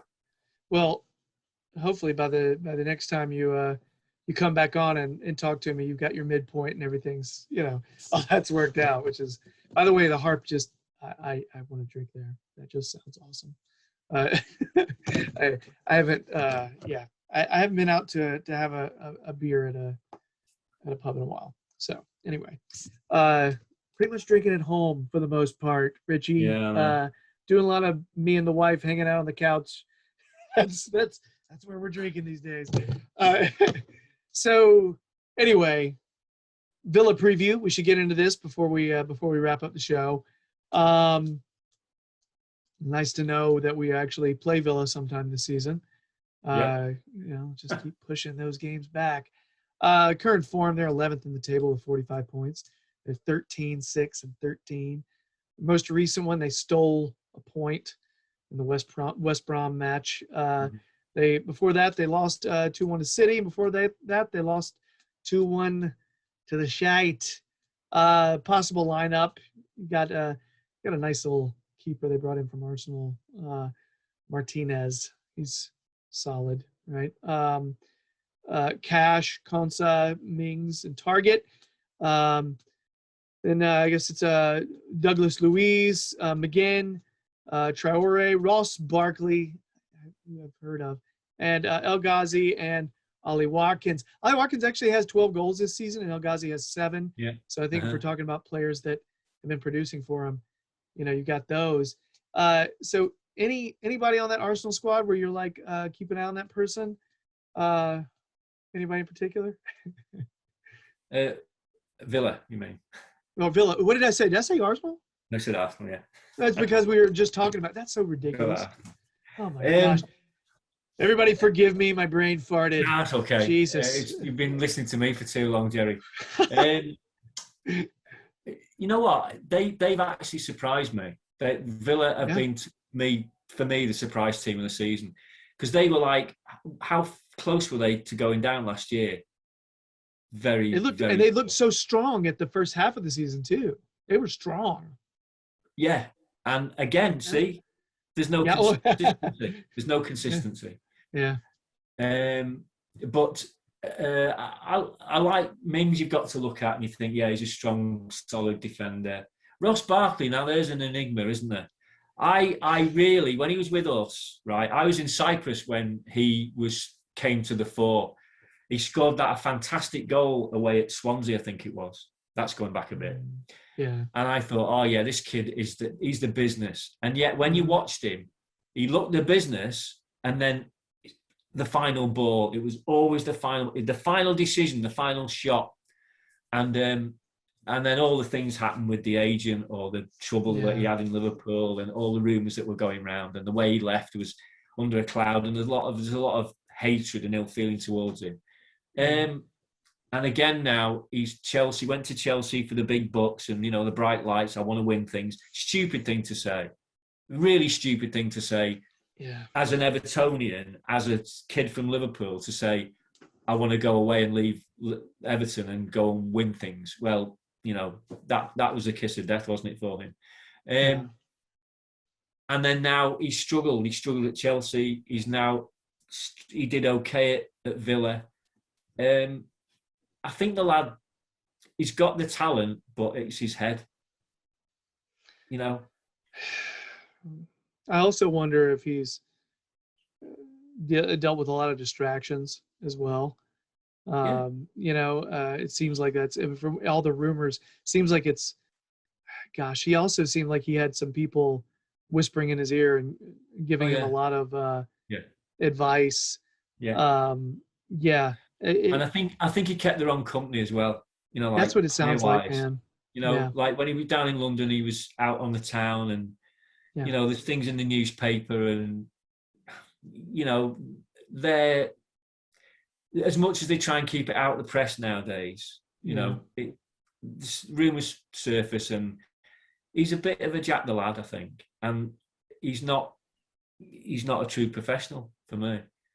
So, but that sounds very negative. But Villa, on the whole, like I say, they've really surprised me, because he seems to have got a lot of very mediocre players playing pretty well, actually.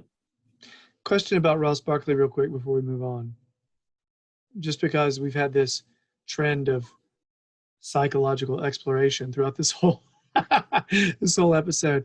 But I think about a guy like that, if he's, it sounds like kind of like a lonely guy. He's like, you know what I mean? Like just wanting to be around people. It doesn't really matter at what cost, Sounds like somebody who just seems lonely. Maybe just he's not really understood, It seems, I don't know. If you're hanging out with the wrong sort of folks and you're fine with it, down deep you shouldn't be doing it, but you're doing it because you're lonely, right? I could fully see it. No, I think with Ross Barkley, it's he likes the high life. He comes from a very, very working class background. Very bit like Rooney. Rooney's the same. Rooney liked didn't he? All the things that he got up to. But Rooney also, he still took care of business though and locked down, right? Yeah. Okay. And that's where him and Rooney's got a brain. There's the difference, right? Rooney's got a very good football brain. Not only did he have the skill, he had a very, very, very quick, good football brain. Ross Barkley hasn't. I'm sorry, he hasn't. No, he doesn't. See, that's one of the things I didn't realize when I first started watching Premier League football. I didn't realize how smart Rooney was on the ball, like in the game. I didn't get it until I actually watched him throughout the game, just him. And he's a smart player. He's a very smart player. Okay, here's the thing with Rooney. What you notice straight away about him, he never wasted a ball. Ever wasted the ball, ever. And that was before he got, England and all the fame and Manchester United and everything. Every time when I watched his debut against Spurs, and I was like, wow. Even forgetting his age, he looked like he'd been playing there for the last, we'd been there for a few seasons, and he never ever wasted a ball. Yeah. And everything he did was just dead smart, very quick. Yeah, it's almost like when he's receiving it, he has an idea where he's going to go. He knows where he's going to go. Ross Barkley, a lot of times it seems like when he receives it, he's figuring it out as he receives it, Yeah. which to me is part of the reason he seems so muddled when he's working. It's not a whole lot of foresight, not a lot of chess. And it's always his final ball. It's always his final. You know, he can look good and he can do stuff with the ball. He can dribble. He can take men on, but it's always the like he'll run. He used to run in down blind alleys, and it's his brain. That's the thing. I used to be pretty angry at Ross Barkley for letting himself get into that situation and kind of, I felt like he robbed the club of a lot of money, the club he grew up with, right? That it made me really angry. There are times there where, when I think about it, though, I feel bad for him. So maybe that's just me. I kind of do that with people sometimes, but yeah. Anyway, who knows? He may come in there and just pound the crap out of us. Have a great game. So who knows? But what I will say, I'm really glad we're playing this Villa team, and they don't have Jack Grealish with them. Right. I was going to mention him. I don't applaud injury ever, but I'd rather play Villa with no Grealish in the lineup. Right, Gerry, I would pay any amount of money to get him. I love that guy. I would pay any amount of money to get Jack Grealish. I mean, I don't like him probably off the field because I think he's again a bit of a, if he was made of chocolate, he'd eat himself type of thing.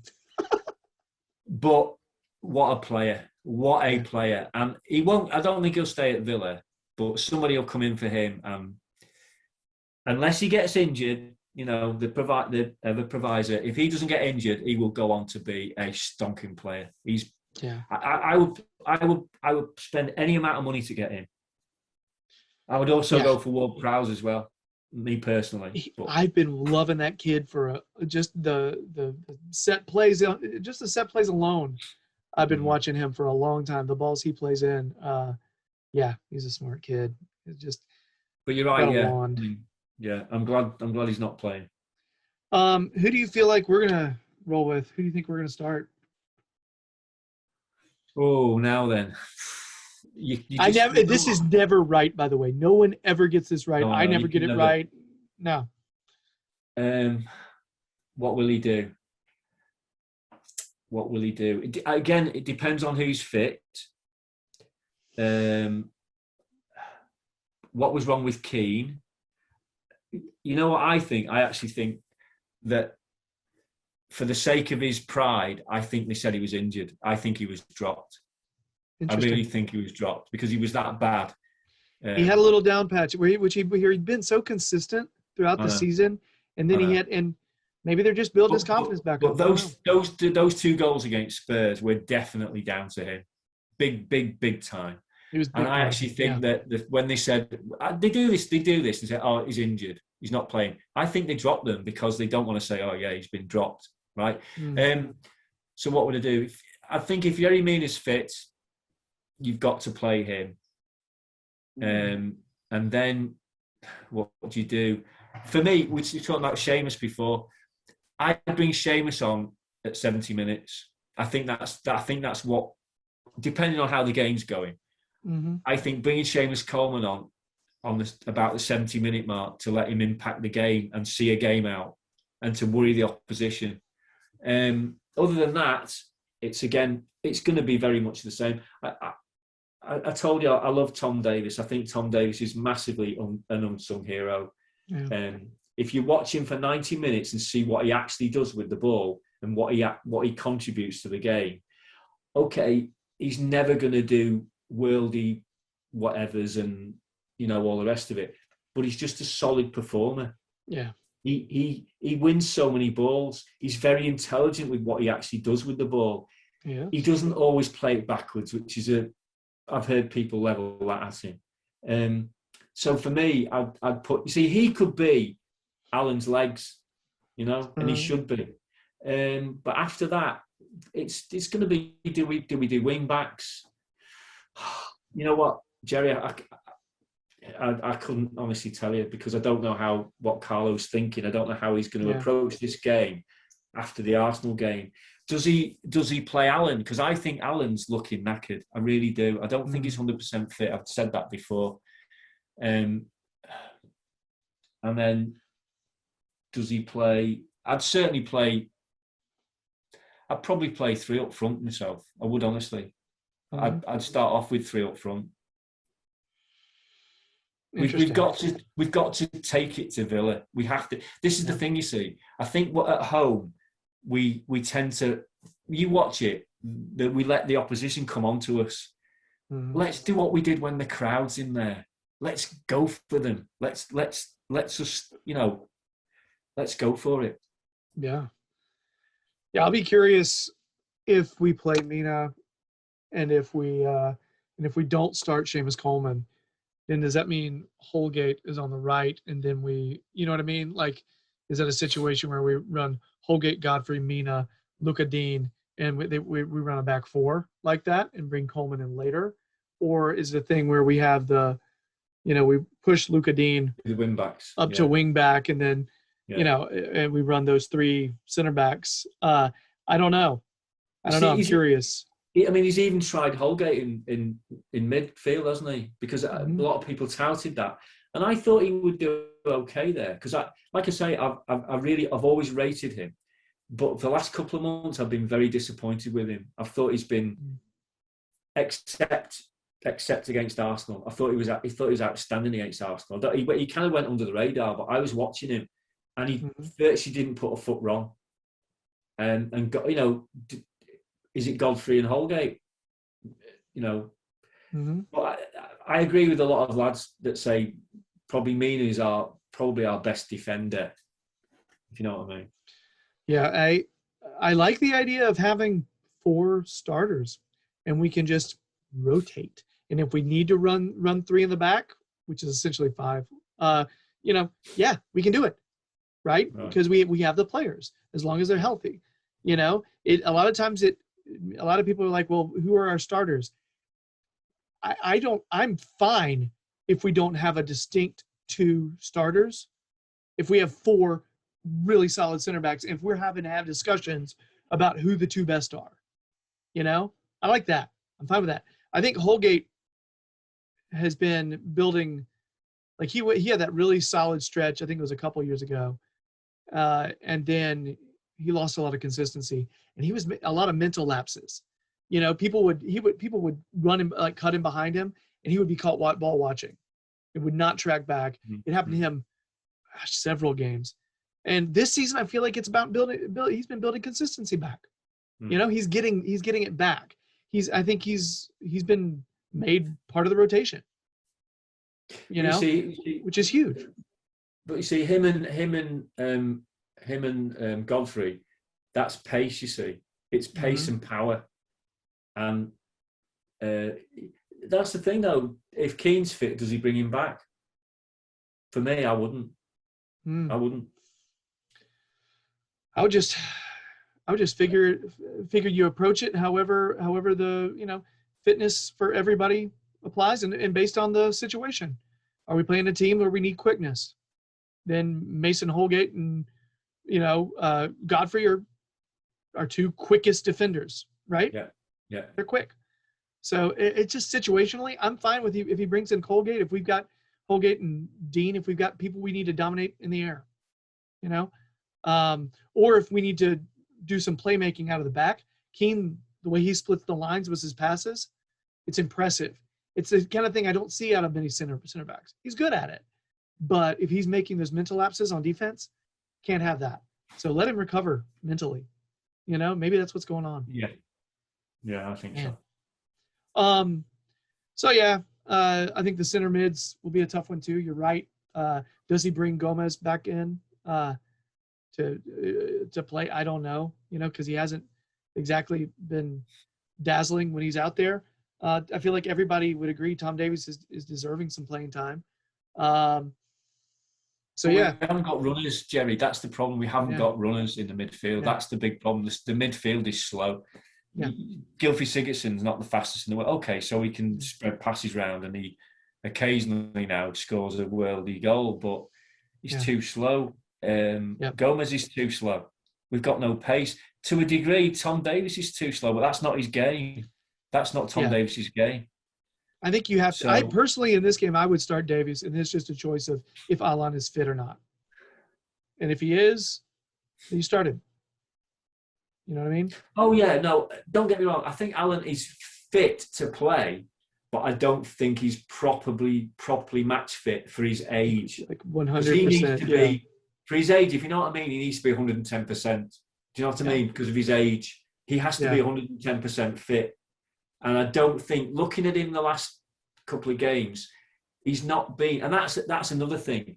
It's about this consistency, about, like Godfrey, he's been so good that when he's not so good, you notice it more. That's what I've noticed with Alan. That's a good point. I like that. That's well said.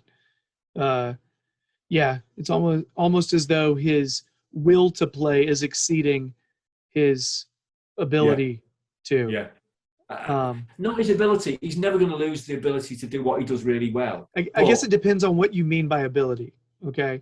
If we're talking about fitness and ability, you know what I mean? Like, is he able to do everything he wants to do? That's the question. Probably not. Because I've seen it. He looks like he's blowing out of his arse, basically. He looks towards the end of the games like he's like, God, I noticed against Arsenal, he went to run and then he kind of like gave up. It was almost like he couldn't run anymore. He's not 100% fit, as fit as he should be, or he needs to be.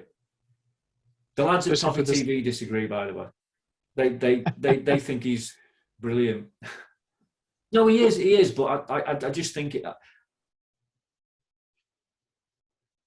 Let's see what happens on Saturday. I think he'll play. He's got to play. Yeah. I think he'll play too. I think he'll also I can't imagine a scenario. It's hard for me to think that like James Rodriguez, Sigurdsson, Richarlison, and DCL are not in the starting lineup. I feel like at this point, they're there, right? Yeah. So look at Richie. That goal, stupid as it was, that just might. He's been pretty poor of late. What used to impress me, and it still does, his work rate, his defensive work rate. Yeah. He works his socks off defensively and tackles back and gets back and helps out. But lately, it's a confidence thing. I think he's a massive confidence player. Mm-hmm. More so than most players, actually. I really do think he's a big confidence player. I believe it. I could see it. What's funny is he's getting some opportunities. And if it were any other player, we'd be like, oh, that was well struck. Yeah. That was well placed. The keeper just made a good save. But it's Richarlison, and we expect him to put it in. Yeah. Because that's what he does best. Against Arsenal, he was unlucky. I mean, especially the first half, he got Leno into some amazing saves. Mm-hmm. When you watch I've not really watched the game back again. I think I've seen the highlights again, but wow. I mean, he was unlucky not to score. And it's funny the way he actually did score in the end. So what's funny though, it's like the more that tends to happen, it tends to snowball though. You know what I mean? Like I feel like I've seen people make good saves with Richarlison often this season. So but maybe people just don't like him scoring on him. They just don't want with the confidence though, with Richarlison. Yeah. With the confidence thing, then he will start snatching at chances, and you can see it on his face. I think he's very self-critical, as well. Mm-hmm. You can see when he misses his chance, and he goes, Yeah. Yeah. So. Yeah, I like that though. I like that. Me too. So, what's the score going to be? Any idea? 2-0. 2-0. I don't think Villa will score. I am normally very positive, but I've written down a draw, 1-1. Really? Something. I don't want it to happen. I look at this game and I think we should win it. Period. We should, but I want them to prove they can win a game they should win first. To me, right now, you know what I mean? So. No. Gerry, what I was saying about that Arsenal result, we were crap. We were really crap. You can't hide it. We were dreadful. Yeah. They were dreadful, but we were more they were more dreadful than we were. And I just think that just getting the 3 points, and also what Carlos told them what he wants from the last 5 games, what he said now the last 5 games. I think no, I really do. And I know forget the home form.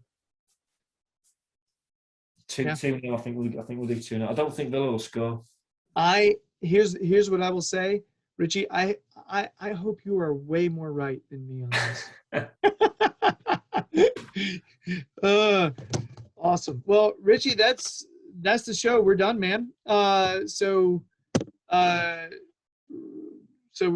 guess you're with San Diego Toffees, the San Diego area. Yeah.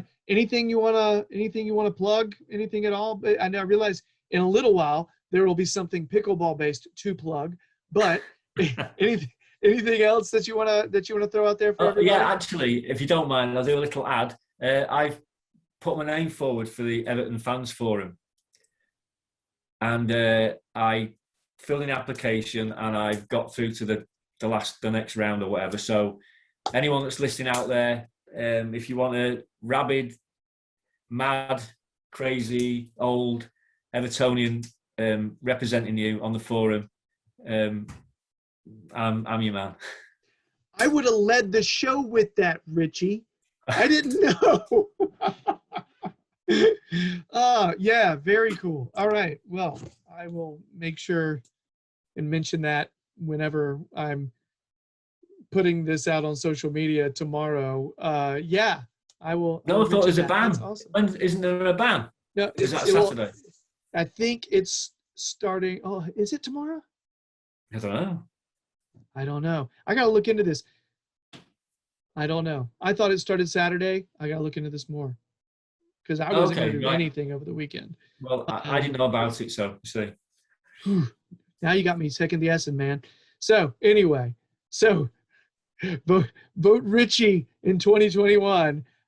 It's very cool. I had no idea. That's awesome. I'm excited for you. That's very to make it through to the next round is fantastic. So everybody out there, wish Richie good luck, and if you're one of the voters, give him some love.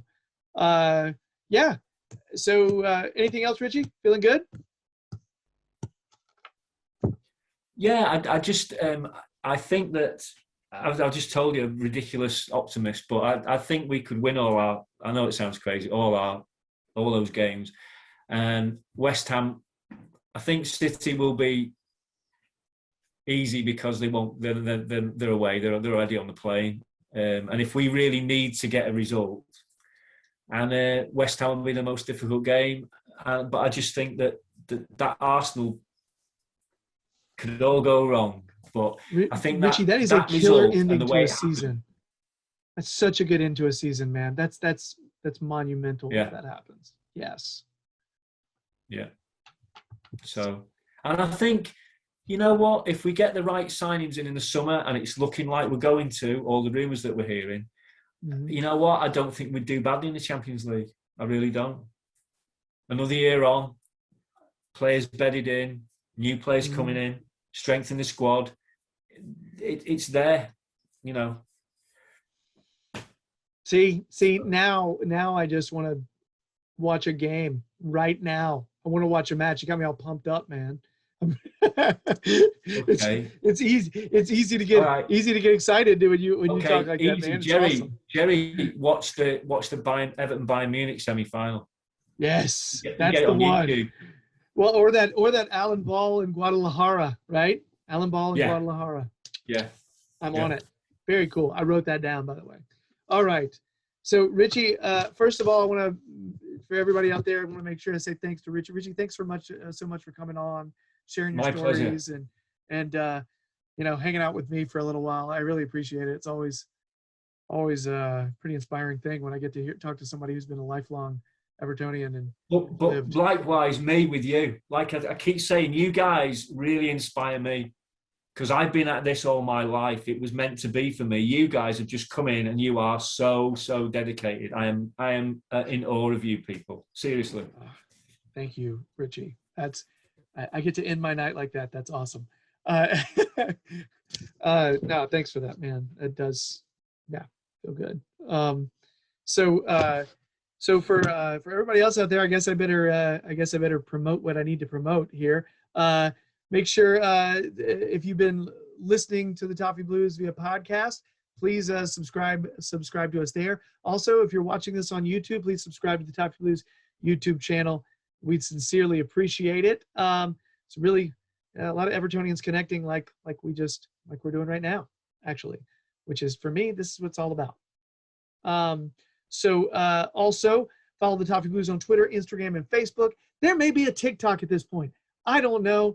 I don't TikTok. I'm 43, but there it is. Just saying. Also, Toffee Blues website. Check it out there. And don't forget, at some point this weekend, there's a social media ban, boycott, whatever. It's happening. Toffee Blues will be taking part of it. I just don't know when it starts. So make a note. All right, everybody. Richie, take care, man. Have a good one. Nice to meet you. Hey, Gerry. We'll meet one day. Yes, we will. Yes, we will. And I'm just going to hear that story about your 3-year-old at the game. Yes, no, seriously. And there's a pint of Guinness in it for you as well. It's all the right things. All right. Richie, thanks so much, man. I'll talk to you soon. And for everybody else out there, 3 points versus Villa. Let's hope Richie's right. I'm wrong. All right. Bye-bye.